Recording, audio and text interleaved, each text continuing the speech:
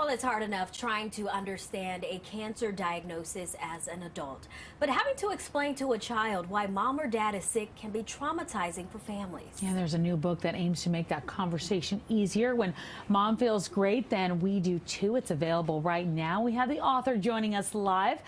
Thank you so much for being with us, Phyllis Schwartz. Nice to have you. We've got your book right here, as a matter of fact. Oh, you guys are sweet. Thank you. I know it's doing great on Amazon right now, so congratulations to you. Thank you. You know, you've endured quite the challenge with your health. You're a 3-time cancer survivor. Can you share a little bit of your personal story with us? Yes, just talking about it, it sounds kind of crazy to me. I'm like a poster girl for cancer. Unfortunately, I've had 3 different kinds of cancers, as you mentioned, each one different. Had Hodgkin's in my 20s, and I got radiation for that, which caused breast cancer about a decade ago. And then about 5 years ago, not related to either one of those cancers, I was diagnosed with pancreatic cancer. Wow. And when you look at all of the cumulative effect of that, it's multiple surgeries, recoveries, physical therapy, etc. And I am not just a survivor. I really believe in thriving too. And I have kind of a personality. I come from television, local television news, just like you guys. That's my career.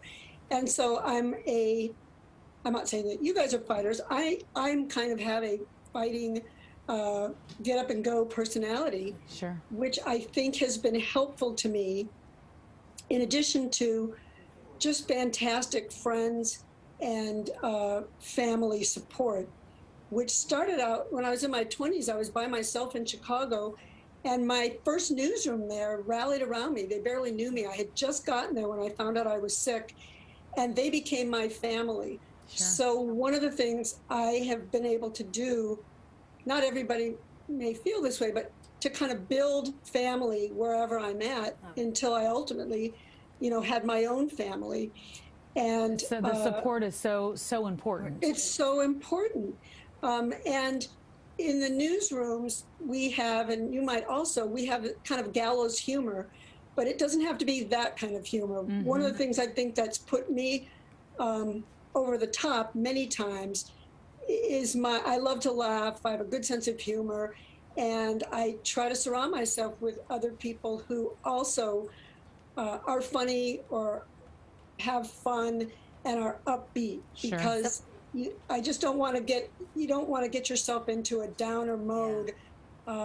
In this circumstance, sometimes you get down. I'm not trying to trivialize the experience of having cancer or recovering, but I feel like you have to push yourself towards optimism and towards developing support systems.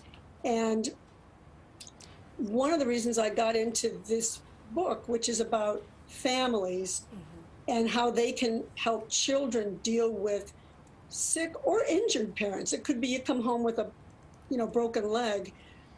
I feel like kids get frustrated at any age. My children were actually a little bit older when I had cancer, but even then it still speaks to that. They don't know what to do. They feel, people, your friends too, and your family kind of feel helpless. And I don't want people around me to feel hopeless, because then it boomerangs back on the sick person. So I wrote a really tough poem. I've been writing poetry for decades, since I was a little kid. And I wrote a poem a few years ago that was published, and it was about finding out that my breast cancer biopsy was malignant. It was a very strong poem, and I feel good about it.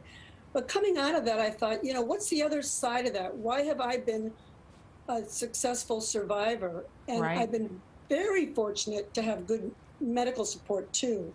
That's important. Well, Phyllis, we want to ask you, how do you go hope ahead. that your book helps families who are dealing with illness or some type of injury? Yes, and that's what I was just about to say. I think children can be empowered, as well as grandmas, aunts, uncles. But I think it's important to empower children and make them feel that they can do things that contribute, and they don't have to be overwhelmed. In my book, I talk about help do the chores, don't pinch your sister, go weed the garden.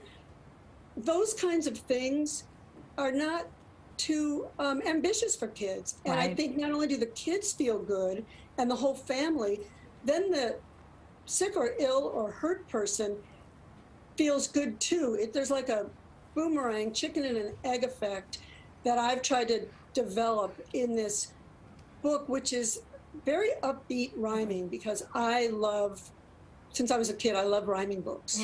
Well, it's, you know, this is so important for people to know about. When mom feels great, then we do too. And Phyllis, it's so good to have you, and I'm so Thank good you to so see much. I you. appreciate it. So good to see you thriving. Thanks Thanks. for joining us and sharing your very personal story, and congratulations to you. Thank you so much. I really appreciate you talking to me today. Bye All bye, right. guys. And to buy Phyllis's book, When Mom Feels Great, then we do too, and see some of her poetry, you can visit her website at phyllisfeelsgreat.com. Just